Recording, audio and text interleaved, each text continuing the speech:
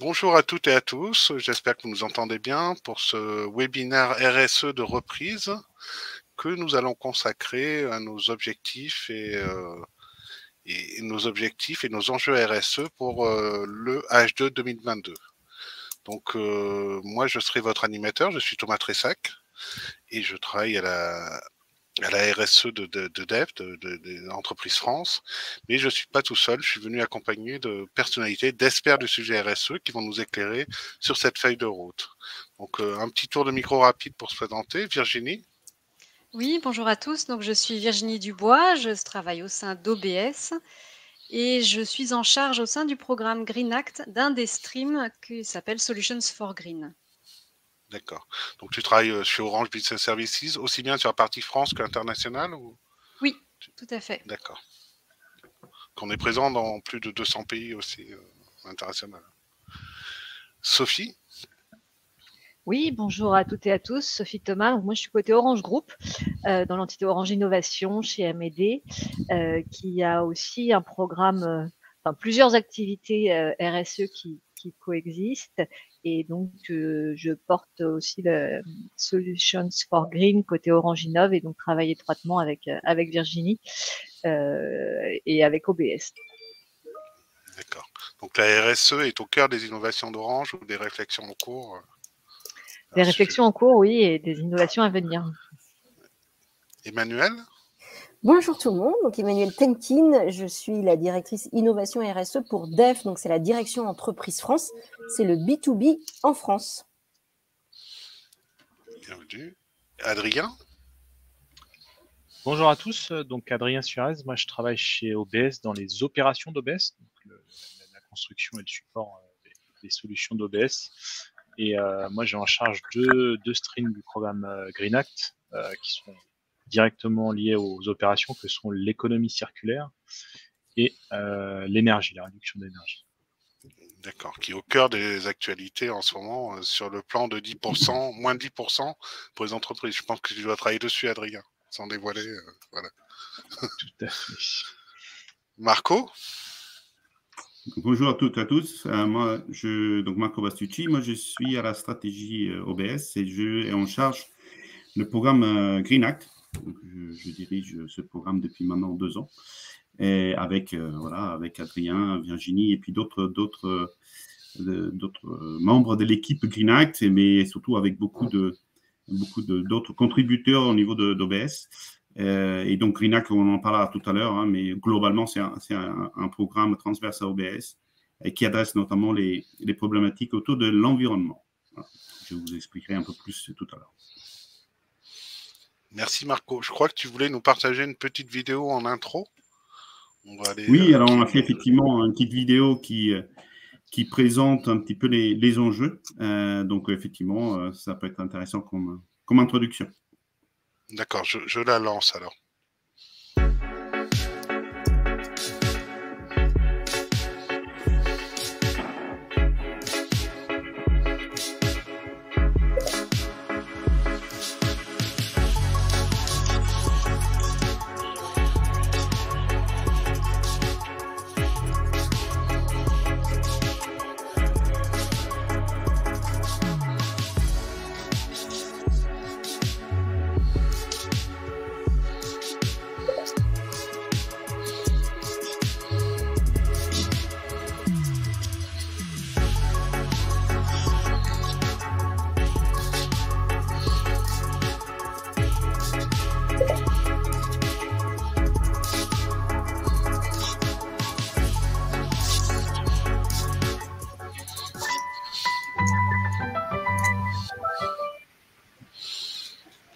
Voilà.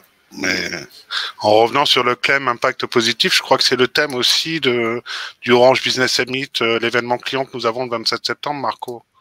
Je crois que c'est. Oui, effectivement. Ouais. Oui, il y a beaucoup d'activités là au mois de septembre. Il y a beaucoup d'événements, justement, que ce soit en interne, même avec des clients. Il y a un événement avec le CAB, donc avec des clients aussi pour parler de ce sujet-là. Et puis l'actualité dont tu as mentionné aussi, surtout les enjeux à très court terme sur notamment l'énergie, avec la crise énergétique, l'augmentation des prix, etc. Donc c'est vrai que c'est un sujet sur lesquels on a pas mal de choses sur le feu. Ouais. Et je crois que tu es au salon Pro Durable en ce moment. Alors, j'aurais dû y aller, mais étant donné les urgences, je n'ai pas pu y aller. Donc, d'accord. Voilà, mais je suis quand même présente parce que je pense que c'était très important qu'on puisse échanger sur ce sujet. Et donc, ce que je vous propose, c'est de vous présenter. Bon, en 2 mots, ça sera un petit peu plus de 2 mots, mais je vais essayer d'être bref avec ce petit schéma qu'on a essayé de faire un peu rigolo, hein, mais qui résume bien un petit peu les enjeux. Donc, comme je disais, Green Act, c'est vraiment un programme sur le sujet de l'environnement, hein, qui est quand même assez vaste. L'idée, c'est de répondre déjà à un certain nombre de sollicitations, de besoins, que ce soit au niveau réglementaire, que ce soit au niveau bien sûr, de nos clients, hein, qui ont tous des enjeux aussi sur ce sujet-là, hein, et avec, comme nous, des objectifs à court terme, mais aussi à plus long terme en termes de neutralité carbone. De nos employés, bien sûr, qui sont à la demande, hein, d'agir, à l'entreprise d'agir et aussi de pouvoir y contribuer. Et donc, l'objectif, c'est d'adresser un certain nombre de sujets et surtout faire en sorte que le sujet autour de l'environnement soit au cœur de la stratégie d'OBS, ce qui est le cas, puisque on a perdu le petit slide. Voilà, sur le fait que, d'ailleurs, les annonces dernièrement d'Aliette, hein, sur aussi le fait que l'environnement est parmi les 6 priorités d'OBS. Et aussi le fait que, voilà, c'est considéré comme un sujet stratégique, et la preuve en est que on a été aussi côté RSE, enfin tous ceux qui travaillaient sur ce sujet-là, on a maintenant rattaché la stratégie. Bon, l'objectif global, c'est aussi d'OBS de se positionner comme un acteur majeur de la transition écologique et donc notamment de la décarbonation de nos clients. Donc tout ce qu'on fait, bien sûr, on regarde sur l'impact interne, mais aussi pour nos clients. Donc pour juste rapidement vous expliquer, on a parlé de stream tout à l'heure, il y en a 6 principaux au niveau du programme. Donc c'est ceux sur lesquels travaille Adrien et qui sont l'efficacité énergétique. Donc comment optimiser notre empreinte carbone liée à l'énergie, l'économie circulaire pour pouvoir aussi agir sur une grosse partie de notre scope, donc le périmètre de CO2, hein, en sachant qu'il y a voilà, une grosse partie qui est liée à tout ce qu'on achète, hein, et tout ce qu'on utilise comme équipement. On a une société de technologie, donc on a un gros impact là-dessus par rapport à nos infrastructures et donc de mettre en œuvre des process d'économie circulaire. L'éco-conception de produits services, ça c'est un bénéfice, je dirais, de 2 parties, que ce soit pour nous, pour notre propre empreinte carbone, mais aussi pour nos clients, hein, qui sont à la recherche de solutions qui soient non seulement leur permettent de réduire leur propre empreinte, mais aussi qui soient elles-mêmes vertueuses en termes d'empreinte carbone. Solution for Green, dont on va vous parler tout à l'heure avec Virginie, pour pouvoir proposer à nos clients un portefeuille de services, de solutions qui permettent à nos clients de réduire leur propre empreinte carbone. Green Ecosystem, c'est l'écosystème qu'on est en train de créer avec un certain nombre de partenaires et des fournisseurs, puisque voilà, on est intégrateur de solutions, on s'appuie aussi sur tout ce qu'ils font, et donc on ne peut pas agir tout seul. Et donc l'idée, c'est de construire ensemble des propositions de valeur là-dessus et travailler avec nous aussi sur des sujets internes. Et puis l'engagement des employés, parce qu'on ne va pas y arriver uniquement avec l'équipe Green Act, hein, qui bien sûr est là pour piloter et pour alimenter l'organisation, mais aussi on a besoin de l'engagement de chacun des salariés, et donc, mais aussi besoin d'une montée en compétence sur ce sujet-là, puisque c'est quelque chose, c'est pas forcément au cœur de ce qu'on fait ou ce qu'on a fait jusqu'à maintenant, mais ça va le devenir, et ça l'est déjà. Et donc, il y a besoin aussi d'accompagner nos salariés là-dessus. Voilà un petit peu pour une petite introduction rapide. D'accord, Marco. Sachant que toute la belle histoire que tu nous racontes là, ce sont des choses qu'on peut échanger avec nos interlocuteurs clients directement. Enfin, voilà, c'est le positionnement d'Orange officiel. Voilà, on peut échanger, partager là-dessus. Et oui, une question. Oui. Une question également de Jean-François Moureau dans le chat. cette approche suppose que nous aurons en cascade les mêmes exigences envers tous les types de prestataires, fournisseurs ou sous-traitants. C'est-à-dire que le Green Act va s'imposer aussi à nos sous-traitants ou fournisseurs. Oui, c'est un point très important parce qu'effectivement, comme je disais tout à l'heure, on est souvent dans ce qu'on délivre comme solution, on intègre des solutions tierces.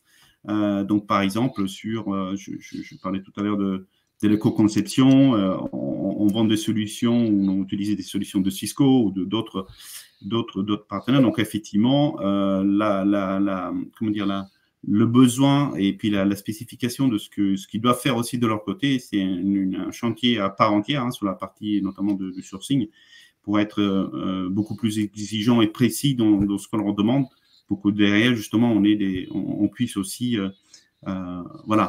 intégrer ça dans l'empreinte, typiquement dans l'empreinte globale des solutions qu'on vend aux clients. Donc, oui, nos partenaires et nos fournisseurs sont partie prenante des efforts à faire, effectivement.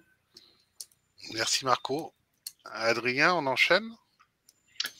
Oui. Alors, je crois que c'est peut-être encore moi. Il y a les KPI. Ah, c'est encore à toi. C'est encore à moi. Alors, on a essayé de résumer dans un slide. Alors, si tu peux aller sur le slide suivant. Alors, ça, c'est… Oui, alors peut-être que j'attendais l'autre slide, peut-être le suivant. Alors, si tu peux juste passer au suivant, c'était sur les… Voilà, sur celui-là. Et après, je pourrais parler du slide précédent. Mais déjà, ici, c'est un petit tableau de bord des objectifs et de où est-ce que l'on est aujourd'hui côté OBS sur les enjeux. Et donc, là, on voit vraiment tout ce qui est lié notamment à Engage 2025. Ce qui ne veut pas dire qu'on a d'autres KPI en complément. Typiquement, il y a le groupe s'engager sur le scope 3. Donc, le scope 3, c'est tout ce qu'il y a en aval et en amont de ce qu'on fait, sur lesquels il y a un objectif de réduction de 14% en 2025. Donc, ça, c'est pas fait pas partie d'Engage 2025. On ne le voit pas dans ce tableau-là, mais voilà, on le suit par ailleurs. Mais ici, c'est vraiment tout ce sur lequel le groupe Orange s'est engagé pour 2025 et la façon dont ça se décline chez nous. Donc, rapidement, ce qu'on montre là, c'est il y a un engagement au niveau du groupe sur le CO2, sur les émissions de CO2 du périmètre 1 et 2. Donc, tout ça, c'est nos propres consommations à nous. Donc, nos bâtiments, nos infrastructures. Et quand on dit infrastructure, c'est notamment l'électricité qui représente à peu près 90% de cette empreinte-là. Donc, on voit qu'on a un objectif à 2025 sur lequel on est plutôt même un petit peu en avance, puisque on a pas mal rationalisé. Tu parlais tout à l'heure, Thomas, des sites partout dans le monde. Il y a eu quand même pas mal de travail de rationalisation des sites et puis aussi d'optimisation de nos consommations. Donc, je dirais que là-dessus, on est plutôt en bonne route. L'autre enjeu, c'est sur l'économie circulaire, parce qu'effectivement, la réduction du CO2 sur ce périmètre 1 et 2, c'est l'efficacité, c'est d'essayer de consommer moins et puis optimiser nos opérations, mais on pourra pas. On sait que avec notre activité, l'énergie, ça va être difficile de baisser drastiquement. Donc, il faut effectivement qu'on arrive à la garder stable, mais ça va légèrement augmenter.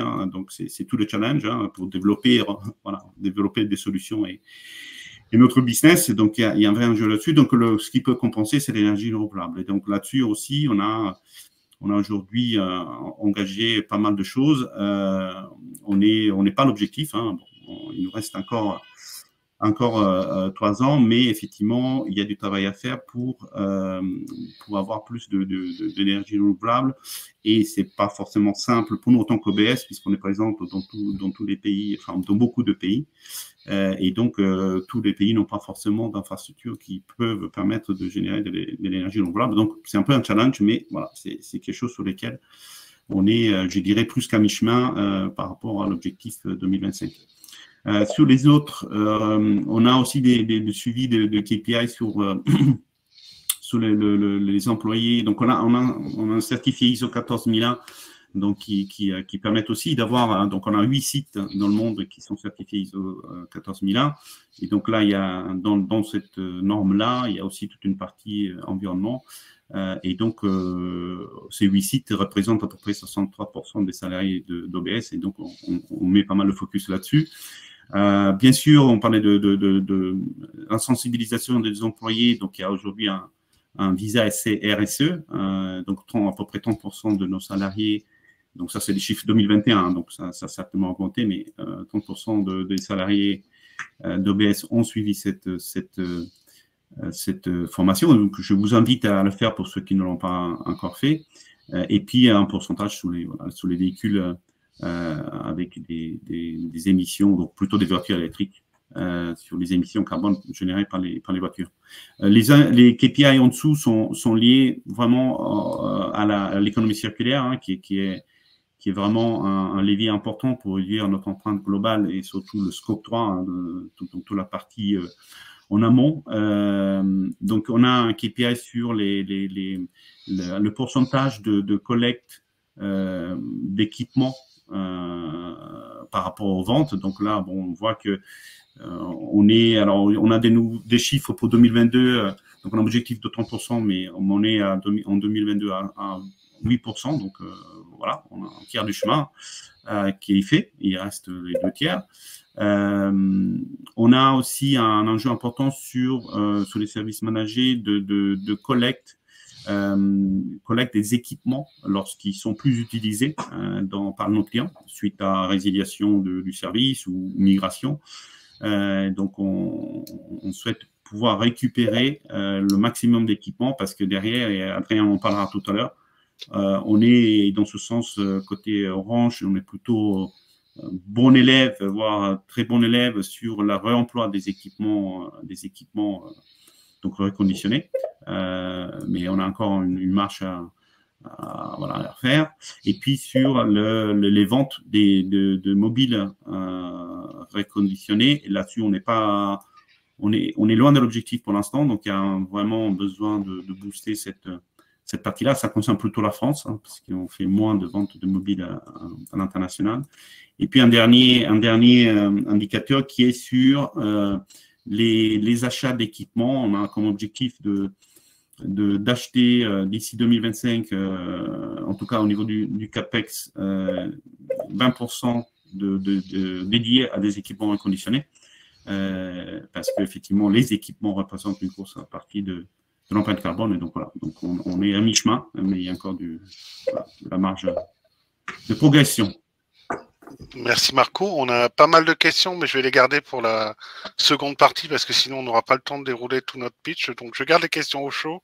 Pas mal de réactions, donc ton tableau fait bien réagir. Voilà, il y a pas mal de questions, on y reviendra.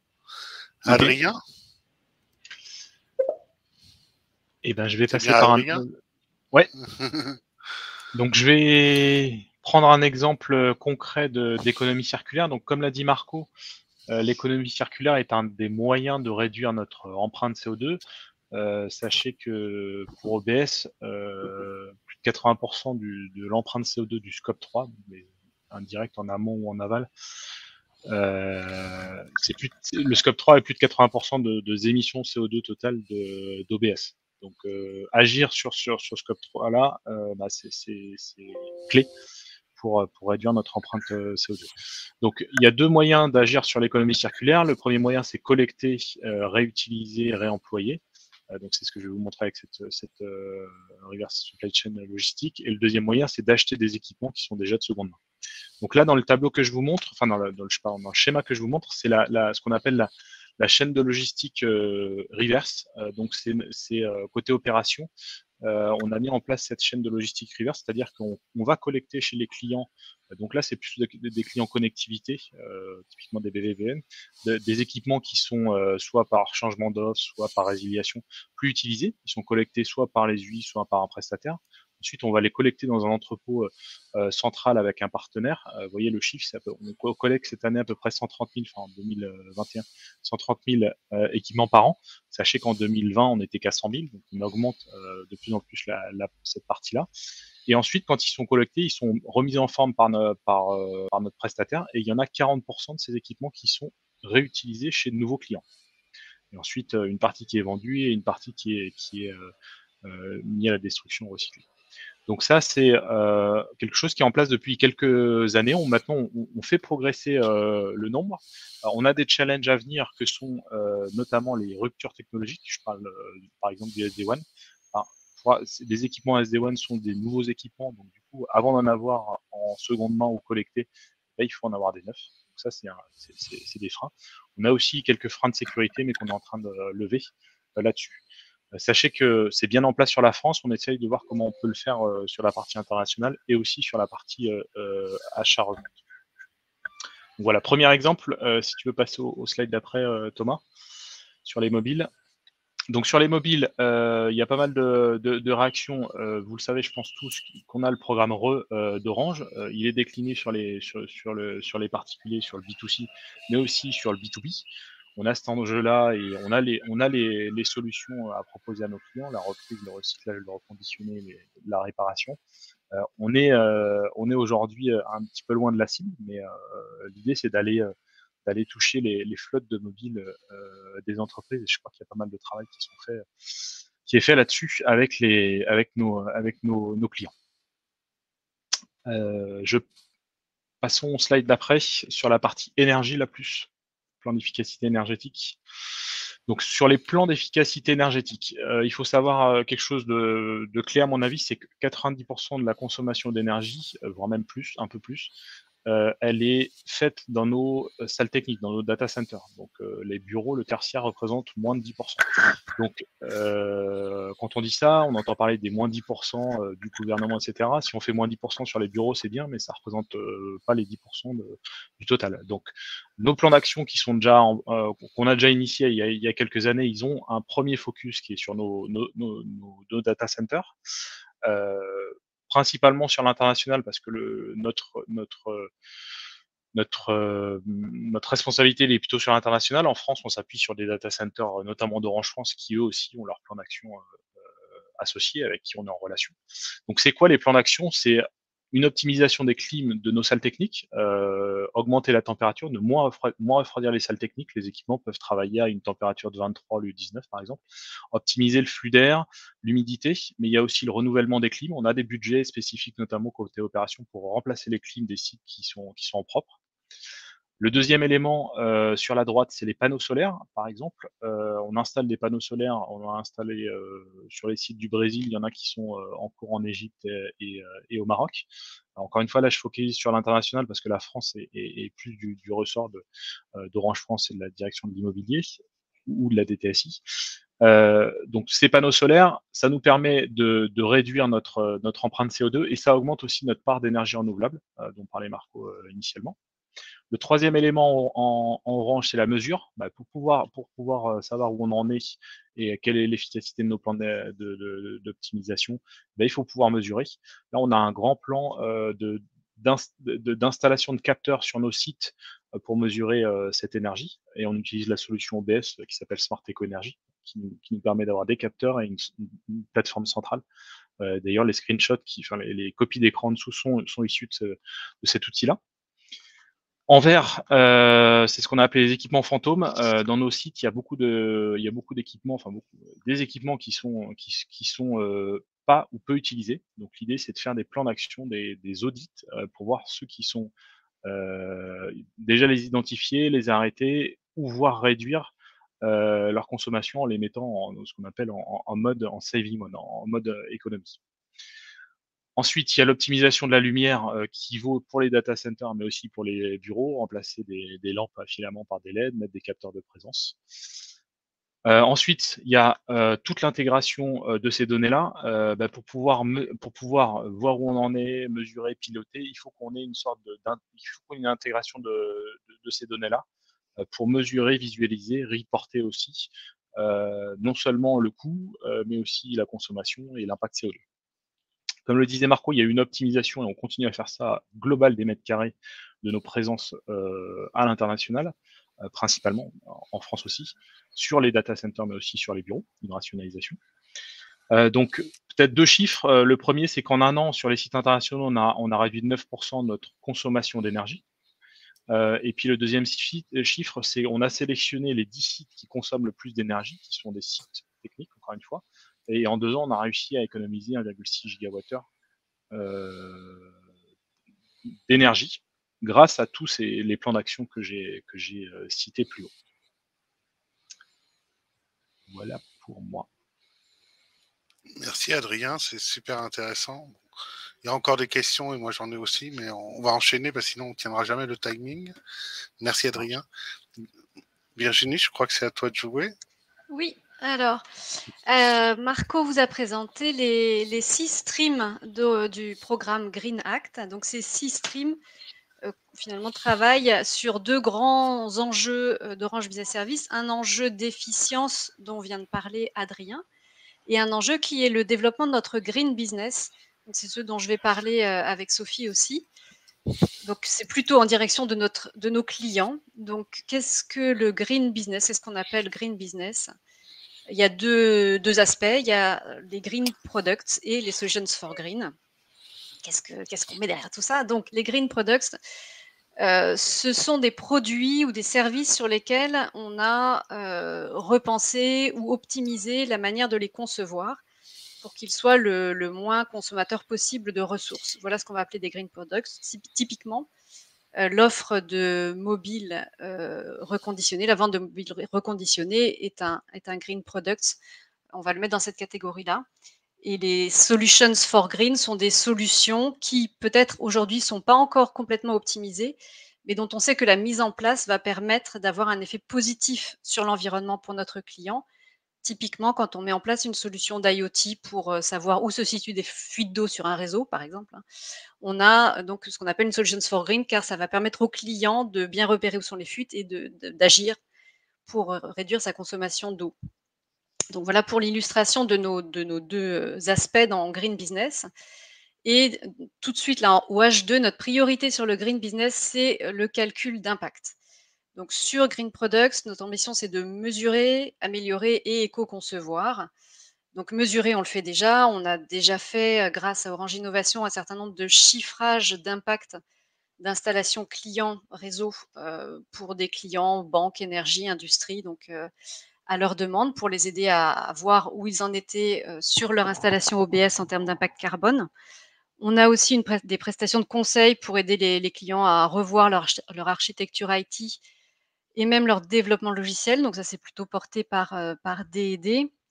Donc pour faire un lien aussi avec ce que vient d'expliquer Adrien, on peut considérer qu'à l'origine de l'impact environnemental du numérique, on retrouve les applications. C'est-à-dire que plus une application est lourde, puis elle va nécessiter un certain type de terminaux, d'équipements, de serveurs, d'infrastructures réseau derrière qui elles-mêmes vont consommer de l'énergie, peut-être nécessiter des refroidissements, etc. Donc c'est toute une chaîne et la volonté justement de l'offre autour du développement logiciel, c'est d'aider nos clients et nous-mêmes d'ailleurs aussi à bien éco-concevoir les logiciels, à la fois dans le périmètre fonctionnel qu'on attribue à un logiciel, donc ne pas vouloir en faire trop, mais bien rester sur ce qui sera vraiment utilisé, et puis sur la manière de coder, donc respecter un certain nombre de règles dans le développement.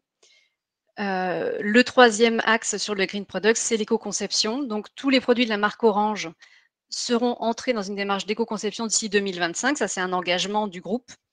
Mais chez OBS, on a déjà engagé une démarche d'éco-conception avec un certain nombre de solutions. Donc on a des pilotes en ce moment, notamment avec des offres de cloud et connectivité, donc pour mettre en place un certain nombre d'actions pour éco-concevoir les prochaines solutions, services, produits, même les produits existants, pas forcément que ceux qui sont brandés Orange, on va dire. Donc voilà pour la partie Green Product, si tu veux bien avancer au slide suivant. Et sur la partie Solutions for Green, donc les solutions qui vont aider grâce à leur mise en place à réduire l'impact environnemental de nos clients, qui peuvent être en elles-mêmes des green products ou pas encore, ou pas, voilà.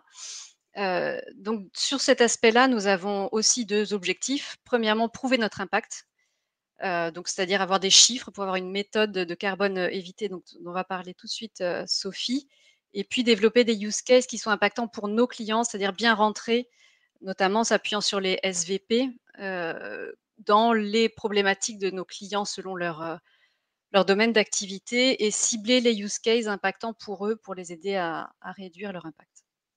Je te laisse la parole, Sophie, pour parler du travail des experts d'Orange Innovation.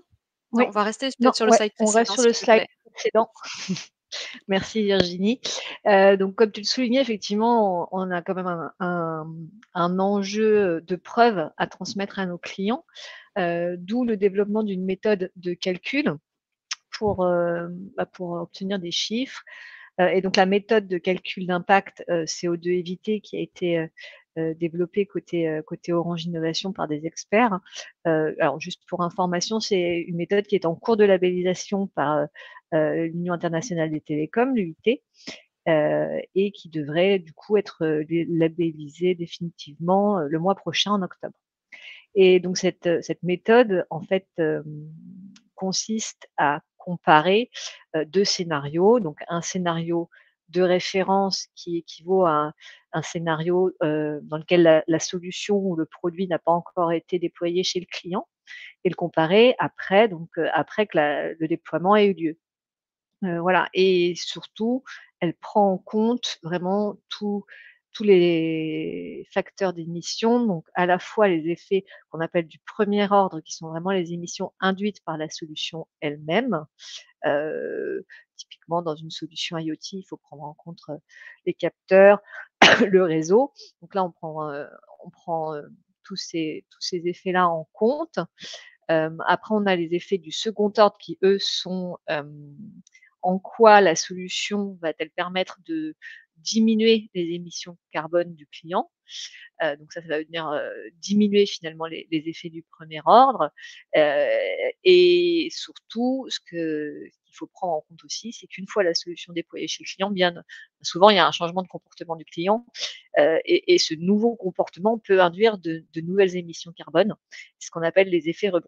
Et donc, c'est la somme de ces trois types d'effets, premier ordre, second ordre et rebond, qui va permettre au final de voir si on a un gain en termes d'émissions carbone évitées, enfin un gain en termes d'émissions carbone par rapport au scénario de référence. Voilà, donc c'est forcément propre à chaque use case, à chaque client, puisque les effets rebonds peuvent être différents d'un client à l'autre. Mais l'objectif est aussi d'appliquer cette méthode sur une solution pour différents clients et après de pouvoir en tirer les moyennes et du coup de pouvoir aussi intégrer les résultats dans les éléments de vente d'une solution donnée. Voilà, juste pour terminer sur... Merci Sophie. J'enchaîne juste pour terminer sur Solutions for Green. Donc, on a une nouvelle proposition de valeur donc, qui va être partagée fin septembre, qu'on a enrichie notamment en cas client. Donc, voilà, notre démarche est d'essayer d'afficher des preuves sur ce qu'on appelle nos Solutions for Green. Aujourd'hui, on n'a pas encore des chiffres, donc, tels que vient de nous l'expliquer Sophie, sur toutes nos solutions. On a en revanche des cas clients, donc c'est ce qu'on voulait mettre en avant dans cette nouvelle proposition de valeur. Et on a un livre blanc sur l'IoT et le green qui est en préparation et qui sortira aussi avant la fin de l'année. Donc, qui sera partagé probablement sur octobre ou novembre. Voilà, peut-être je m'arrête ici, peut-être juste Thomas. pour oui, juste pour dire que la méthode pour compléter. Donc, elle est éprouvée déjà sur des use cases internes Orange, on va dire. Et donc, effectivement, sur les priorités du second semestre, on l'appliquera à 2 solutions OBS qui ont été priorisées avec des cas clients. Donc, voilà, on va monter en puissance sur l'application de cette méthode sur des use cases clients. Si je mets le micro, ce sera mieux. Bon, merci Sophie et Virginie. Je crois que l'outil CO2, il sort bientôt, Virginie, Sophie, prochainement, sur la méthode. Il est attendu par Alors, le client. il y a 2 choses différentes. Donc là, je pense que tu fais référence à l'outil MCO2, l'outil web. Tout à fait, ouais. Ouais, alors là, c'est plutôt sur le calcul, effectivement, ce qu'on appelle les effets du premier ordre. Donc, alors pour la date, je préfère pas trop m'engager. Je pense que c'est au second semestre, mais voilà. Voilà. Et la nouvelle proposition de valeur, Virginie, tu reviendras fin septembre, début octobre dessus, en plus en détail. Voilà. L'idée, c'est de vous donner un panorama global. Effectivement, les dominos sont bien alignés, comme dit Brigitte Jean. Alors, il y a la solution Smart Eco-Énergie. Tu veux que je la commente ou peut-être on avance? J'ai l'impression que pas mal. Enfin, j'ai vu le chat, donc je pense qu'elle est Ouais, peut-être j'ai déjà compris que connue. c'était l'outil qu'on avait utilisé qu'a utilisé Marco pour voilà, donc Puis Adrien, c'est ouais, oui. Oui, tout à fait. Alors, effectivement, c'est juste en 2 mots, c'est comme disait Adrien, hein, c'est une solution qu'on vend à nos clients et donc on a pris comme principe, d'ailleurs c'est ce qui est attendu aussi par notre nouvelle CEO hein, au niveau d'Orange, de réutiliser en interne ce qu'on vend pour nos clients. Donc c'est l'approche qu'on a utilisée et donc on l'utilise pour nos sites à nous et puis pour consolider un peu l'ensemble des consommations d'OBS. Donc c'est un travail en cours, mais voilà, ça va permettre aussi d'avoir un use case interne pour discuter avec les clients. Et du coup, Marco, je suis client. Moi, je suis dans les pieds du client. J'ai un besoin de mesurer mon empreinte carbone, avoir un tableau de bord reporting comme je vois là. Je viens vers toi. Comment on procède pour avoir Smart Eco-Énergie? Alors, Smart Eco-Énergie, elle est portée par la BU SMS. Donc, il y a notamment chez Gabriel Chegaray qui pilote cette partie-là. Donc, il y a voilà, une CVP spécifique sur Smart Eco-Énergie. Donc, je pense que c'est déjà le premier élément. Et pour ce qui concerne le projet interne, on a démarré le projet cette année. Hein, donc, on va avoir une première partie qui va être faite d'ici la fin d'année. Et donc, on aura quelques éléments d'ici là. Mais voilà, en tout cas, il y a bien une CVP là-dessus. Et puis, l'idée, c'est d'alimenter cette CVP aussi avec des use cases, ce use case interne sur notre projet. D'accord, merci Marco. Et juste peut-être en complément, ouais. On a parlé beaucoup d'énergie. Il y a d'autres éléments que l'énergie dans la solution Smart Eco-Énergie. Hein. On l'utilise pour un de nos sites bureau, mesure de l'eau, la consommation d'eau, de la présence, etc. Donc, il y a pas mal d'opportunités là-dedans. D'accord. Et vous travaillez aussi avec nos filiales Océan qui permettent de la gestion de flotte ou... Alors, ça c'est un autre sujet. Peut-être que Virginie peut compléter, mais effectivement, c'est aussi... on a aussi acté de faire des pilotes. Enfin, on a sélectionné 4 offres d'ici la fin d'année pour faire cet exercice d'évaluation de carbone évité par ces solutions pour avoir et construire un argumentaire derrière. Donc Smart Eco-Énergie, la solution d'Océane pour les flottes de mobiles font partie de ces 4 solutions. Je ne sais pas, Virginie, si tu peux compléter. Pas grand-chose à rajouter. Effectivement, ça fait partie des 4 solutions priorisées pour travailler avec Orange Innovation sur le calcul à la fois d'impact carbone et carbone évité, les deux. Merci, c'est clair. Je pense qu'on y reviendra. C'est des belles solutions. Merci à tous. Alors, Queen Emmanuel. Ouais. C'est à toi. Oui, alors je vais donner moi des exemples concrets, sachant que donc DEF, nous on est une direction, on a des commerciaux qui sont tous les jours avec les clients. Donc en fait, tout ce que vous avez vu, voilà, on essaye de le mettre en œuvre au quotidien. Alors déjà un petit rappel, c'est vrai qu'avec Orange Events, bon, on l'a vu depuis la pandémie, mais on a vraiment des événements qu'on peut avoir en expérience immersive 360. Et donc, du coup, ça permet de voir, de faire tout en digital. Et notamment, on a aussi des visites possibles de la stratégie et du parcours RSE, en fait, dans nos showrooms. Donc, tout ce qui est nos vitrines clients, on a un parcours RSE. Donc, à chaque fois que, si vous êtes client, vous venez chez Orange, demandez à faire ce parcours RSE chez Orange. Et si vous êtes d'Orange et vous recevez des clients, eh bien, n'hésitez pas à leur montrer ce parcours RSE dans nos showrooms. Et vous pourrez voir justement comment marche Smart Energy. Vous pourrez voir qu'est-ce que c'est que des équipements reconditionnés, comment marche la reprise, avec toucher les solutions avec vos mains. On a un partenariat avec Ecotree. Alors ça, c'est dans le but d'être hyper concret. c'est vrai que on voulait pas non plus faire de greenwashing, donc on compte pas combien les arbres vont absorber, hein, parce que un arbre, combien est-ce qu'il absorbe de CO2 par rapport à ce qu'on émet, ça paraît tellement ridicule. Pourtant, bon, on sait très bien que les arbres, c'est quand même les seuls qui peuvent absorber du CO2 pour l'instant. La mer, elle arrive bientôt à saturation. Les arbres, c'est toujours aussi un super symbole de vie. C'est pour ça que ça nous fait si mal quand il y a des incendies comme ce qui a repris en Gironde. Donc, toute la partie écoterie, qui est un partenariat qu'on a fait côté Orange, nous permet d'animer pour aller chercher le petit plus. Alors, notamment, on fait des fresques du climat au sein d'Orange. On va en faire pour le 21 septembre, là, je sais plus, il y a plus de 400 inscrits, c'est dans plus de 30 sites différents. On s'était fixé des objectifs chez DEF, donc dans notre direction, pour avoir 10% des salariés qui ont fait la fresque du climat, donc l'objectif qu'on a obtenu, et donc on s'est engagé à planter des arbres avec écoterie pour ces bons résultats. Donc, on va planter 300 arbres. On a aussi, pour l'économie circulaire, ça c'est vraiment le nerf de la guerre, hein, vous l'avez compris, notamment pour les scopes 1 et 2, mais surtout pour le scope 3. Donc, j'ai vu qu'il y avait une question piège du scope 3 sur les équipements managés. On y reviendra tout à l'heure, comment on le compte.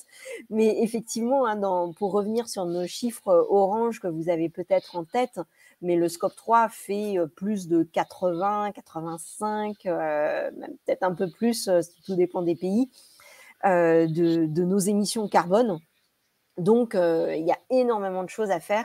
Et l'économie circulaire permet d'enlever un gros tiers, on va dire, si jamais on n'avait plus d'achat, puisque toute la fabrication, vous savez, la fabrication des équipements numériques, c'est vraiment ça qui nous fait un gros tiers de notre scope 3.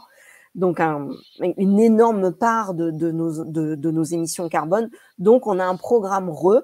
Alors, de manière hyper concrète pour DEF, nous, on s'est engagé pour la reprise de mobiles, 18 000 mobiles à récupérer. On a des offres, hein, Orange Reprise, où quand on donne son mobile, on va avoir une compensation financière. Donc, c'est vraiment des offres qui sont intéressantes. On vend aussi du reconditionné. Je voyais tout à l'heure un commentaire de Barbara qui disait c'est pas facile hein, de récupérer les mobiles, c'est pas facile. Donc vraiment, ça c'est un espèce d'appel à l'aide pour tous ceux qui nous écoutaient. On sait que c'est important parce que voilà, souvent on parle de CO2 pour l'empreinte du numérique, mais c'est pas que ça. Le CO2, c'est la partie qui se voit de l'iceberg. Derrière, il y a tout ce qui est matière, mine, le fait d'aller chercher des minerais, des matériaux. Enfin, il y a l'eau aussi. Donc, tous ces usages-là, on commence aussi à les voir de manière concrète, puisque dès que ça se tend pour n'importe quelle raison, de manière sur le plan international, on va être en manque de matériaux, de matières premières pour pouvoir fabriquer. Donc voilà, le but, c'est pas de fabriquer, d'utiliser et de jeter. Le but, c'est donc déjà renoncer. Hein, si vous n'avez pas besoin d'un portable neuf, vous ne prenez pas de portable nouveau. Le deuxième, c'est de le réparer. Donc vous l'avez vu avec on peut vraiment réparer, on peut reconditionner, acheter du reconditionné. Et puis évidemment redonner après pour que ce soit dans une boucle vertueuse. Pour reprendre aussi des choses terre à terre, tous plus responsables dans nos déplacements. On mesure évidemment combien, donc ça on est reparti dans la partie plutôt scope 1, mais combien, parce que nous on a des commerciaux et des techniciens qui vont bien sûr sur tous les sites. Alors je dis bien sûr, même si avec la pandémie on a appris à faire pas mal de choses en distanciel. Quand on fait du commerce B2B, souvent il y a beaucoup de choses qui restent quand même du présentiel. Donc, on essaye aussi de faire le maximum soit en faisant de l'efficacité, soit en faisant de la sobriété, du covoiturage, de mettre des véhicules électrifiés pour avoir des émissions de CO2 moins importantes. Alors, le slide d'après, on a aussi ce qui est important, alors je ne sais pas si vous avez bien regardé le premier slide de Marco qui montrait tout ce qu'il y a dans Green Act. Il y a un point qui est vraiment de travailler avec les clients. Et puis, c'était aussi dans vos questions, hein, comment est-ce qu'on fait, du coup, comment est-ce qu'on va demander à nos fournisseurs, parce que c'est assez facile de dire, nous, on fait le scope 1 et 2 parce que ça, on sait le maîtriser. Le scope 3, c'est pas nous, c'est nos fournisseurs, on leur achète, ou c'est nos clients parce qu'ils utilisent, manque de bol, ils utilisent nos box, nos routeurs avec de l'électricité. Ok, s'ils sont en France, tant mieux, hein, on a un des taux d'électricité les moins carbonés au monde. S'ils ne sont pas en France, mince, tant pis pour eux. Donc voilà, c'est assez facile de se concentrer sur les scopes 1 et 2. Donc justement, pour ne pas rester dans chacun, on sait très bien que moi, une molécule de CO2 que j'émets là, donc non seulement elle va rester 100 ans, 1000 ans, 10 000 ans dans l'atmosphère, mais surtout, elle ne va pas rester au-dessus de ma tête.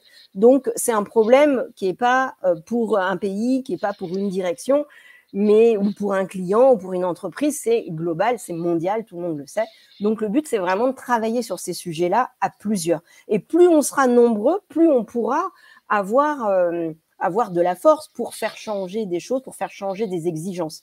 Mais sinon, c'est trop facile. Même si la loi sur le devoir de vigilance nous aide aussi, on n'a pas du tout envie de faire des choses dans notre coin et puis ensuite, tant pis, vous aviez qu'à. Donc, c'est pour ça qu'on a mis en place ce club RSE B2B avec de grandes ambitions. Donc, je remercie Thomas, toute l'équipe de com pour cette partie, pour mettre ça en place. Mais vraiment, le but, c'est de faire vivre ce club pour qu'on puisse travailler vraiment en écosystème. Et donc, si vous vous souvenez du premier slide de Marco, avec tout ce qu'on fait, ça a commencé par l'énergie et à la fin, il y avait l'écosystème client. Et donc, c'est vraiment ça. Tu peux passer à...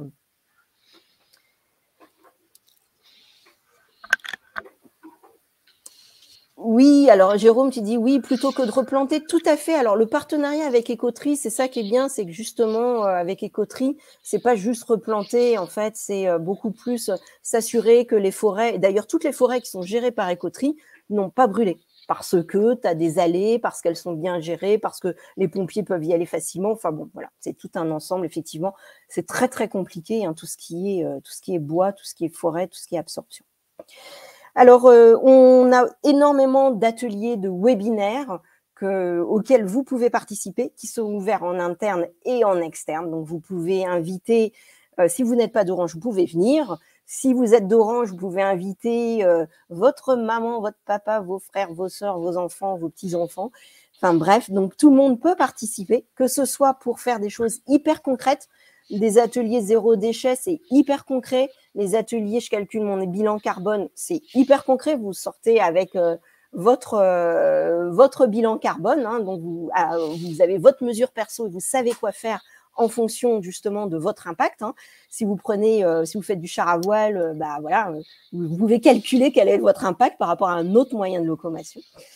Le numérique responsable aussi, puisqu'on est évidemment dans les métiers du numérique. Donc, qu'est-ce qu'on peut faire sur la partie numérique pour avoir, est-ce que les mails rigolos suffisent si jamais on ne les envoie plus ou pas? Donc, tous les ateliers sur le numérique responsable vous permettront de répondre à toutes ces questions que vous vous êtes posées.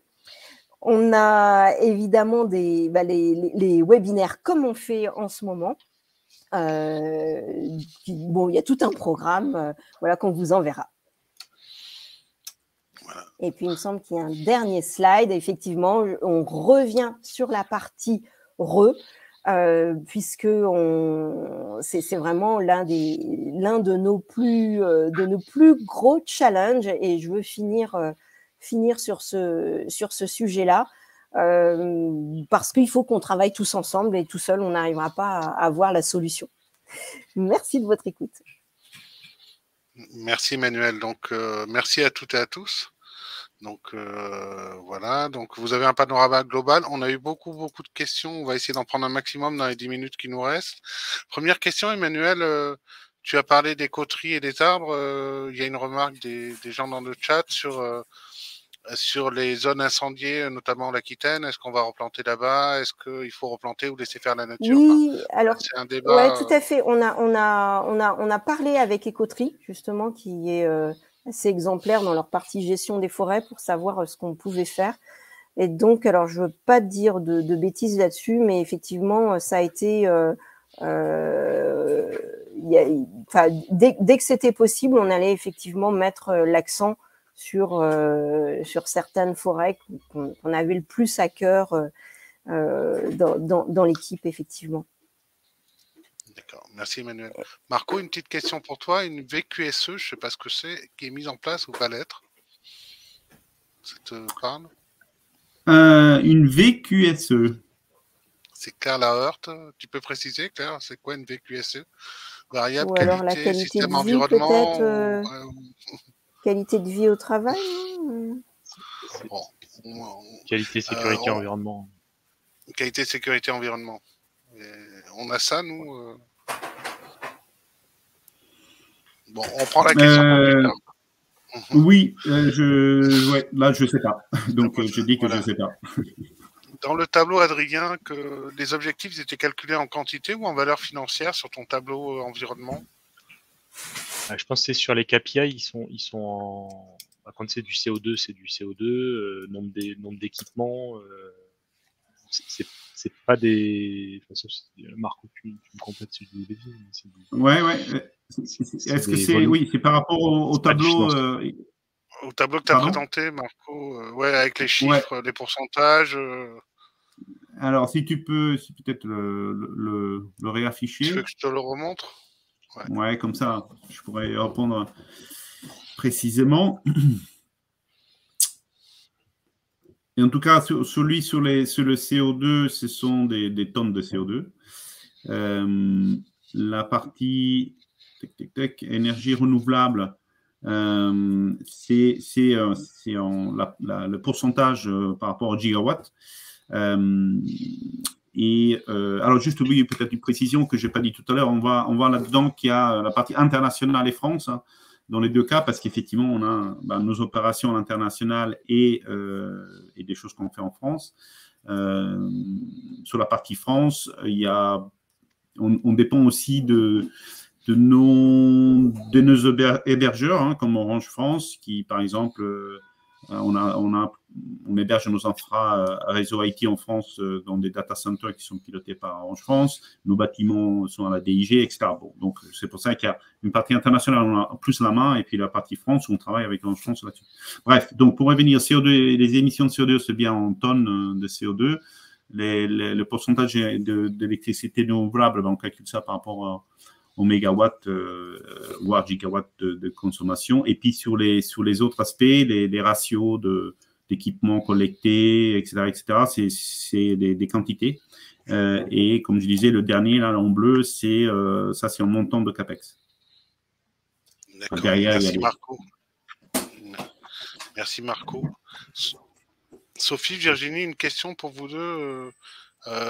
Apparemment, on demande dans le chat qu'on communique un peu plus à l'externe pour faire savoir nos solutions. Est-ce qu'il y a un plan de com prévu ou ça va venir pour montrer nos preuves, justement, nos use cases aux clients? Alors oui, il y a un plan de com. Je ne l'ai pas en tête, donc je serais incapable de vous donner. Non, mais dans les grandes lignes, enfin, c'est bien prévu. Mais on communiquera absolument sur la CVP.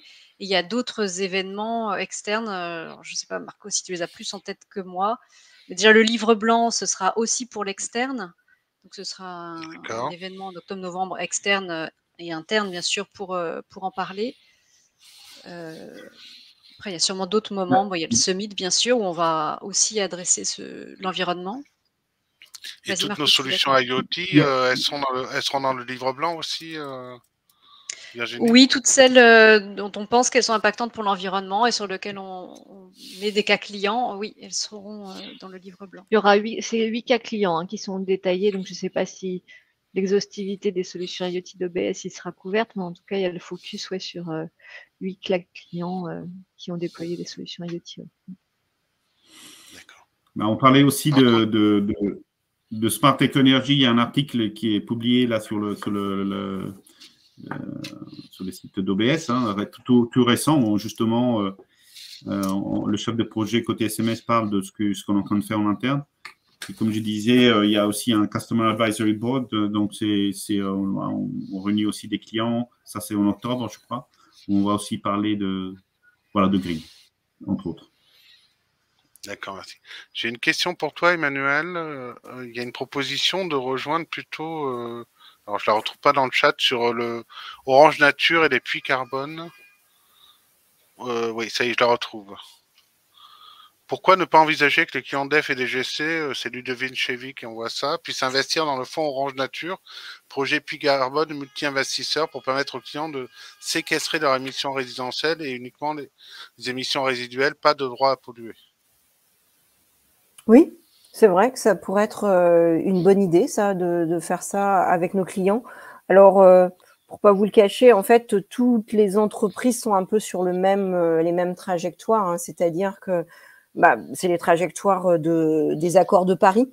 Donc, en fait, poursuivre ce qui est dit par le GIEC, donc de baisser nos émissions de gaz à effet de serre et limiter les émissions de carbone. Alors, à 1,5 degré, on sait que ce ne sera pas possible, mais pour limiter le réchauffement climatique à 2 degrés, d'être net zéro carbone en 2050, 2040 pour Orange. Donc, ça veut dire qu'on baisse de 80% de nos émissions et que le reste, on le séquestre. Donc, en fait, comme on n'a pas de solution technologique déployable à grande échelle pour séquestrer maintenant, du coup, le seule chose, c'est la partie alliance forêt-bois, enfin, d'investir dans des forêts. Donc, on peut effectivement le proposer à nos clients, mais je pense que rares sont les entreprises quand même qui n'ont pas ce genre de même démarche.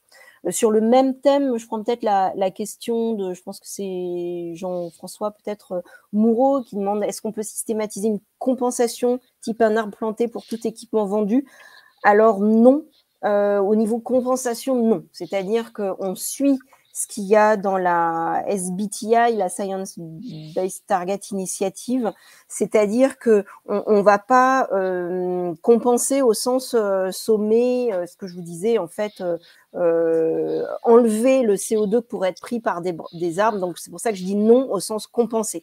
En revanche, l'idée de planter un arbre à chaque fois qu'on vend quelque chose. Alors moi, ça serait plutôt à chaque fois qu'on récupère quelque chose. Mon problème, c'est pas de mettre sur le marché, c'est de récupérer du marché. Et dans ce cas-là, oui, je suis d'accord. Donc c'est ce qu'on a mis justement pour Orange Reprise. Alors on n'a pas dit pour un mobile repris, mais pour 50 mobiles repris, on plante un arbre. Enfin, en tout cas, on donne l'équivalent de quoi planter un arbre ou gérer une forêt à écoterie. Ouais, le temps passe très vite, je suis désolé. Donc, on va prendre une dernière petite question après, faire un mot de la fin de tous. En attendant, comme nous, on essaye d'optimiser ces formats à chaque fois avec vous. Vous avez vu, vous pouvez réagir avec des émoticônes. Je vais vous proposer de faire par le chat, de faire un petit rôti, de nous dire de 1 à 5 si la formule vous a convenu, 5 étant le meilleur chiffre. Voilà, ça nous donnera une indication et du coup, ça nous permet d'optimiser les opérations, enfin ce type d'opération. Et du coup, on va prendre la dernière question. Alors, je ne sais pas qui peut y répondre parmi vous. Valérie Lavallée nous demande, j'ai entendu le principe d'éco-codage pour optimiser les applications. J'imagine pour réduire la fréquence des recharges mobiles. Y a-t-il une sorte de label pour valoriser cette démarche sur les applis Orange? Je ne sais pas si ça rejoint ta question d'éco-design, Marco, ou éco-conception. C'est d'éco-codage. Oui. On a notamment on a Digital Data côté d'OBS qui a une pratique là-dessus sur l'éco-conception applicative. D'ailleurs, l'année dernière, dans le concours Engagement Maker, ils ont gagné un prix là-dessus sur cette démarche d'éco-conception, donc sur leur approche. Donc, c'est quelque chose qui est aussi proposé à nos clients, qui est proposé à nos clients. On est en train aussi de l'appliquer comme pour Smart Tech Energy aussi pour certains applis en interne. Mais voilà, donc après, est-ce qu'il y a un label? Non, à ma connaissance, il n'y a pas de label en tant que tel. Mais par contre, il y a bien une offre d'accompagnement de nos clients sur l'éco-conception des applications. Merci Marco. Alors juste pour finir, parce qu'il est 59, enfin même 14 heures bientôt, un mot de la fin, un enjeu phare que vous voulez souligner dans votre intervention, un enjeu du H2 qui est vraiment important et que vous tient à cœur en tant que Marco Emmanuel. Donc Marco, si tu avais un enjeu phare qui te tient à cœur. Alors, je dirais, c'est tout ce qu'on a présenté là, c'est l'enjeu sur comment on réduit l'empreinte carbone, puisque on sait que c'est un enjeu planétaire et je pense que chaque entreprise a besoin d'y contribuer. Donc, c'est pour ça que on nous demande souvent, OK, mais parmi tout ce que vous faites, qu'est-ce qui est le plus prioritaire? Moi, j'ai tendance à dire, tout est nécessaire puisque l'économie circulaire, l'efficacité énergétique, aussi comment aider nos clients, enfin, tout ce qu'on a présenté là est primordial. Donc, il faut avancer sur tous les sujets, tous ces sujets-là, et il faut accélérer le rythme. Merci Marco. Emmanuel, un enjeu phare pour 2022? De mon côté, c'est vraiment tout ce qui est reprise des terminaux. Ça, c'est vraiment, je pense que c'est voilà, il faut qu'on y arrive, qu'on passe la barre. Et puis travailler à plusieurs. Donc vraiment, welcome à tout le monde pour travailler avec nos clients, trouver ensemble des solutions, parce que tout seul, on ne sera pas assez. Merci Emmanuel. Adrien, on va devoir mettre un pull cet hiver, c'est ça?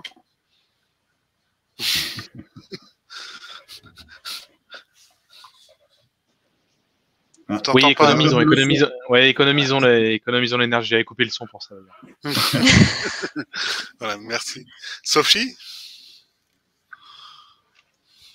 T'es en son coupé, Virginie, en attendant?